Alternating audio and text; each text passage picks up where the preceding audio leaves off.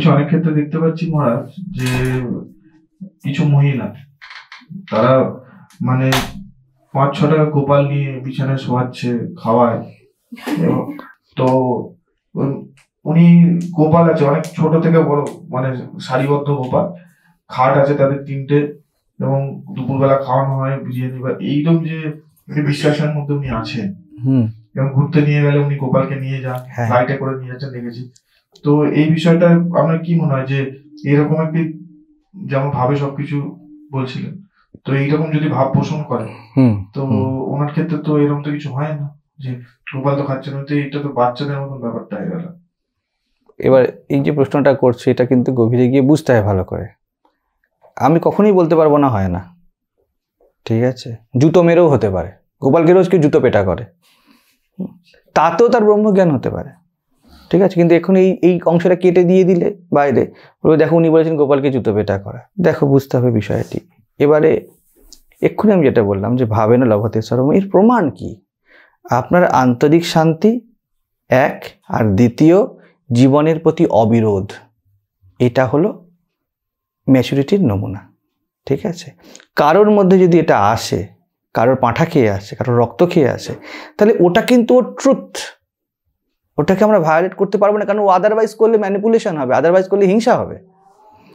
তো এখন প্রশ্ন হলো যে এবার গোপাল, এবার আমাকে জিজ্ঞেস করা হয়, আমি বারবার বলি ইটস মাই কনসেপ্ট, এটা আমাদের প্রত্যেকের স্বীকার করা উচিত। তো গোপাল মানে আমি কি বুঝি, ওটার স্বামী ত্রৈলোক্যানন্দ বোঝে। তোমার যেমন গোপালকে 10টা রূপে দেখার মতো স্বাধীনতা স্বতন্ত্রতা আছে, যদি তোমার আধ্যাত্মিক উন্নতি হয়, বি অনেস্ট, অবশ্যই তুমি করতে পারো। তুমি 1 ডজন গোপাল রাখো, 2 জন রাখো, খাটের পর খাট সাজিয়ে দাও, হস্টেল বানিয়ে দাও, কোনো প্রবলেম নেই। কেউ ওই বিরিয়ানি নাকি খাইয়েছে, রিসেন্টলি একটা সামনে এসেছে যে বিরিয়ানি খেয়েছে, এই নিয়ে কেন ভাই, ওকে খাওয়াতে দাও না, কি প্রবলেম আছে? এবারে এইখানে কি হয়ে যায়, প্রথাগত ছবি, যখন ছবিতে আমরা স্ট্যাগনেন্ট হয়ে যাই, এই ছবিতেই চলতে থাকবে জীবন, জীবন ওই ছবিতে চলে না, ঠিক আছে? তো একটা ক্যারেক্টারে আটকে গিয়েছি।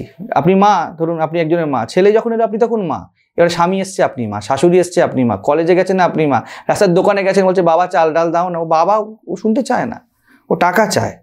তো একটা রোলে আটকে গিয়েছে। তো গোপাল একই ধরনের, তার বুকে তুলসী, হাতে তুলসী, হ্যাঁ ঠিক আছে, তিনি অনন্ত ভাব। তো আমার কাছে গোপালের আমার মতো করে সংজ্ঞা আছে, দেখতে হবে ওই সংজ্ঞা আমার জীবনকে কোথায় নিয়ে যাচ্ছে, ফলাফল কি। এত অলৌকিক দেখলে, এত মা কালী দেখলে, গোপালকে দেখলে, বিরিয়ানি খাওয়ালে, নিজে খেলে, তুলসী নিলে, ব্যাগের মধ্যে ভরলে, ফলাফল কি জীবনের? যদি ফলাফলে প্রেম আসে, দেখুন শাস্ত্র কোনো লিখিত সাধন বিধি দেয়নি, যেই বিধিতে প্রেম ঘটে গেছে সেগুলোকে সাধন বিধি বলে দিয়েছে। যদি আপনি সেই পথে যেতে পারেন ভালো কথা। গো মানে আমরা জানি ইন্দ্রিয়, তো গো পালক, যিনি গোকে পালন করেন, অর্থাৎ আমাদের ইন্দ্রিয়ের যে কেন্দ্রীয় নির্গুণ আমিত্ব, যে সব ইন্দ্রিয়কে চালাচ্ছে, তিনি গোপাল। এই গোলোক যত লোক আছে, ঠিক আছে, সেই লোককে যিনি পালন করছেন, যেই জীবন পালন করছেন, তিনি গোপাল, ঠিক আছে? তো আমি সেভাবে দেখবো যে সেই শক্তি পালন করছে, তিনি গোপাল। কেউ যদি ওভাবে মূর্তি হিসাবে নিতে চায়, খুব আনন্দের কথা। তো আমার মনে হয় না যে তার যে প্রগতির যাত্রা, তাতে আমাদের হস্তক্ষেপ করে নিজেদের কিছু বলার দরকার আছে, যদি না সে জীবনে বিশৃঙ্খলা তৈরি করে। বাকি ঠিক আছে, কোনো অসুবিধা নেই, কেউ এগোতেই পারে তার দিকে। এবারে আমি একটু হেসে দিতেই পারি, দুটো কথা হাসি আসতেই পারে, মানে বেদান্তবাদীরা একটু হেসে দেবেই স্বাভাবিকভাবে। কিন্তু বেদান্তের একটা দৃষ্টিকোণ হলো অখণ্ড মণ্ডলাকার, যত ভাব আছে তার সৃজন কিন্তু একই সোর্স থেকে হচ্ছে। চণ্ডীতে যে জন্য বলে ভ্রান্তি রূপে না সংস্থিতা, আমি চণ্ডী বা আমরা চণ্ডী পড়ব, এবং যদি কোনো কিছু আমাদের ভ্রান্তি বলেও বোধ হয়, ওটা আমাদের ব্যক্তিগত ভ্রান্তি।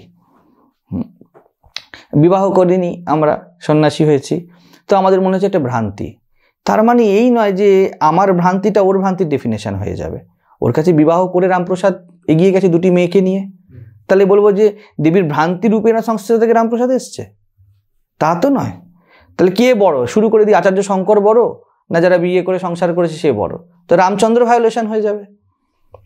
স্বামী বিবেকানন্দ বলছে সন্ন্যাস ছাড়া মুক্তি নেই, তা রামচন্দ্রকে কি বলবেন? যোগ বাশিষ্ঠ ফেক হয়ে গেল তাহলে।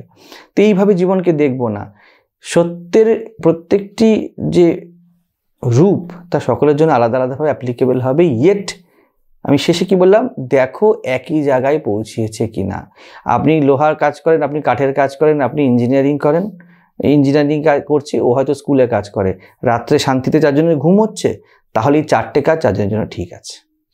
যে রাত্রে বিশৃঙ্খলা তৈরি করে দিচ্ছে, যা রাত দিন হয়ে গেছে, দিন রাত হয়ে গেছে, তার মানে তার জন্য সে এখন তার অ্যাপ্রোপ্রিয়েট ট্র্যাকে নেই, সে ভুল নয়, অ্যাপ্রোপ্রিয়েট লাইনে নেই। ঠিক আছে।